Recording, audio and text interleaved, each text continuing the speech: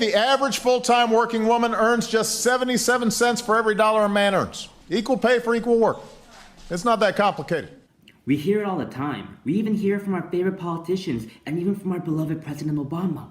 But how do y'all fact-check this 77-cent data? Well, let's explore whether this saying is a maxim or a cliche. But before we get into the nitty-gritty, time for some background knowledge. The gender wage gap exists since the eve of colonization. This gap can be defined as the average percent difference between men's and women's paychecks. The first recorded wage gap in the United States was in 1980 with a wage gap of 64.2%, and this has improved to 81.8% in 2017, according to the Institute for Women's Policy Research. Now, the wage gap is not the issue I'm concerned with. In fact, I believe there is a wage gap, but it is substantially less than what people think. But what makes them think it's a huge deal? Because people believe about the 77-cent propaganda. The United States Department of Labor stated women who work full-time year-round in 2014 earned on average of men's median annual earnings 79%. But this study isn't accurate. The DOL used salaries of full-time workers, but the DOL did not specify these hours these workers worked, and that's a real problem. Full-time employment generally ranges from 35 to 45 hours a week, but the number is not fully designated. And according to the Bureau of Labor Statistics, in 2014, men worked longer full-time hours than women did, with 8.4 hours a day compared to 7.8 hours. Well, if we add this up, we can see that the data from the DOL is not so accurate because the department compared men's wages where they worked longer hours to women's wages with lower working hours. This is an obvious problem since you tend to earn more if you work more, and that's exactly the case here.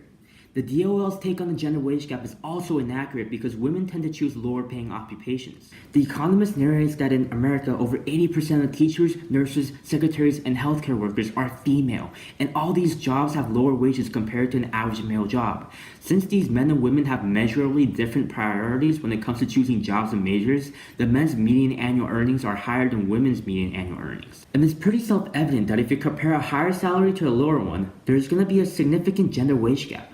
But if you adjust the differences in gender employment patterns, the gender wage gap approaches 92%, says Robert J. Samuelson from the Washington Post. Some could say the 8% gap is still a significant amount.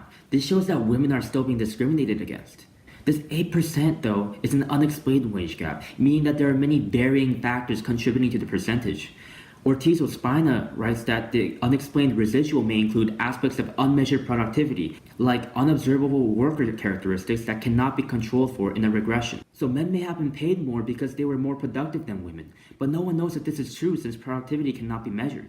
There is a real gender wage gap of around 8%, and there are some varying factors that explain the residual, but there is a real gender discrimination and wage gap when it comes to women working unpaid hours. Women have to leave earlier in the day to fulfill these hours. And according to the OECD, they spend around 167 minutes a day on routine housework and childcare, while men spend around 101 minutes. This is particularly unfair for women since they are forced to leave the workforce earlier to tend the children in the house. And women are expected to do these chores without any compensation. Some may react to this by saying, while it may be unfair for women, this unpaid work is a social norm. Most women accept this, and these chores are usually agreed upon by marriage. But why can't men focus on childcare and housework? Why does it have to be women?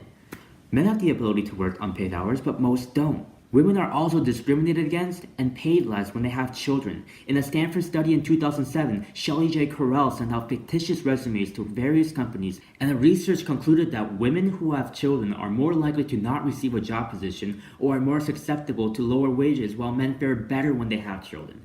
This shows that women are discriminated against when they have children, but men are rewarded for it. Women with children will be thought as being incompetent or less productive since they will have to tend for the children, while men are paid more so they can support their families. These occupations assume that women will be worse off when they have children. These companies cannot discourage women in the workforce by assuming that women will fare less than men. People should be aware that women earning 77% than men is a disproven myth.